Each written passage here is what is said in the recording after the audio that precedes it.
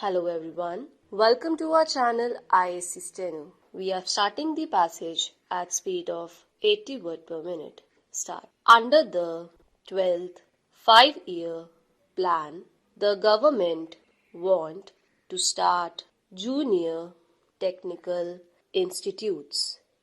But so far the education department is not in a position to know what type of junior technical institutes are going to be established in the country. Every time we ask the education department to furnish us with details of their schemes, the reply we get from the Education Ministry is that some officer of the department has been sent abroad to study this question, and only when he returns from abroad will they be able to finalize the thing.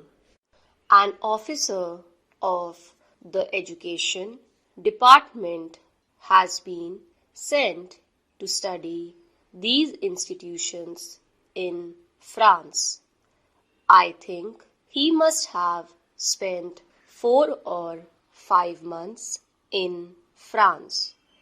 But the reply that the Education Ministry has given is that he could not study the entire scheme and he wants some other officer to be deputed to study. As I said before, under the 12th 5-year plan, we are to start junior technical institutes, but so far the education department is not in a position to give even the correct information to those private agencies which are there ready to start these schools. Therefore, I request the education department not to sleep over things but to take very active steps in collecting the necessary information and in helping the private agencies who want to start these institutes in this country. I know my people are suffering because they have been given a very defective type of education. Today, we have to depend upon the reservations.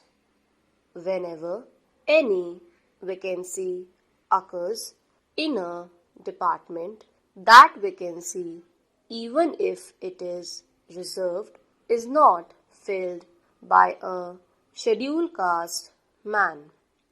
Naturally, this type of education will not help a candidate to choose any other profession except to depend upon government establishments.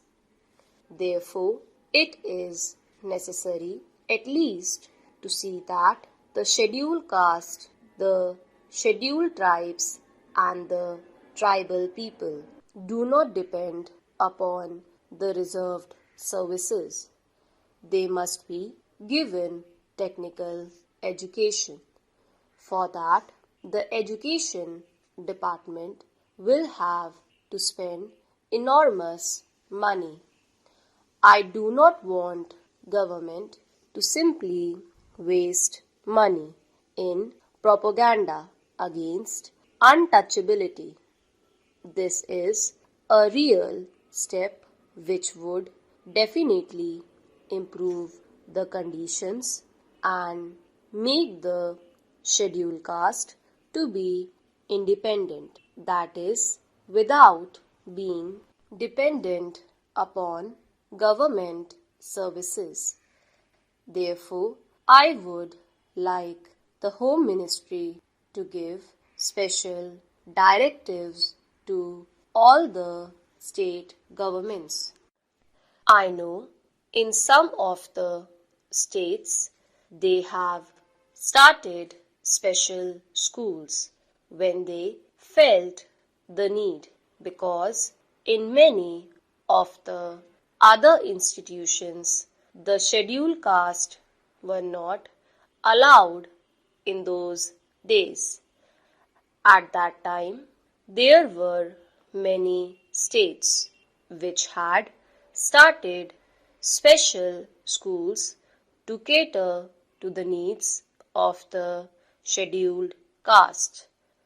Now, when the government is not able to give the reserved vacancies to them, it is very necessary that these technical schools should be started so that the scheduled caste can be made independent and can prosper in this country.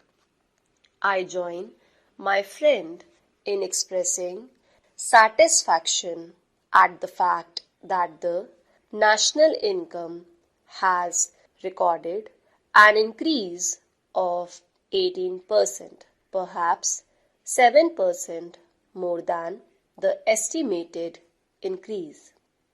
But I do not find evidence of this in any appreciable increase in the standard of living in the villages.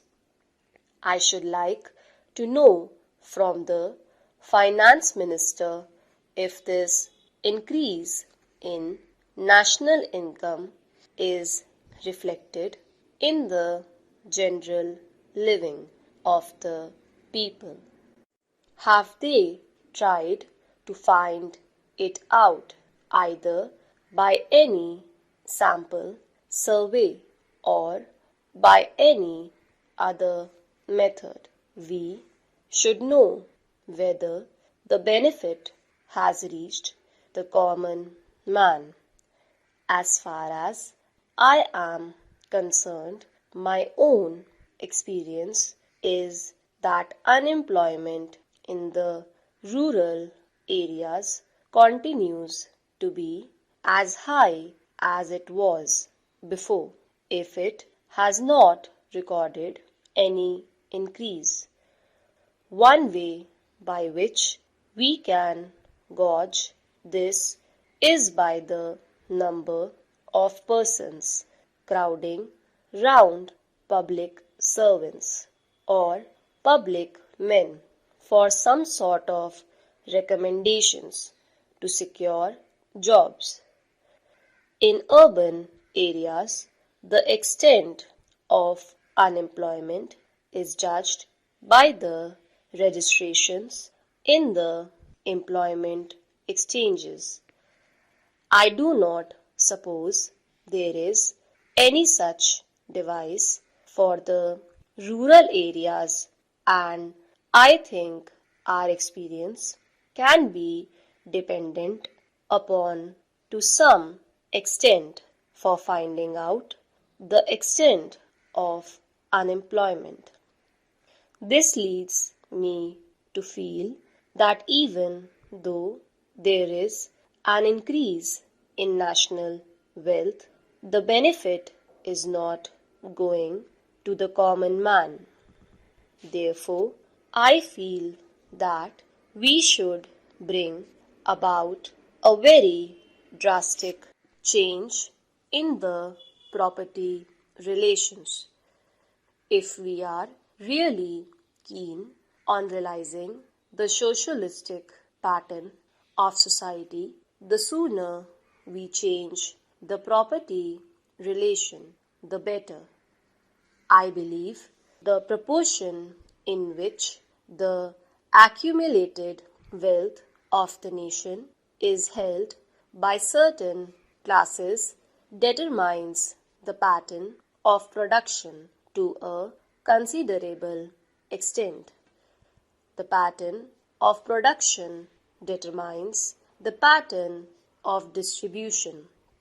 We cannot, therefore, secure distributive justice unless and until there is a change in property relations. We have, therefore, abolished the sanctity attached to the properties, and we have made compensation payable to those who are expropriated non-justiciable.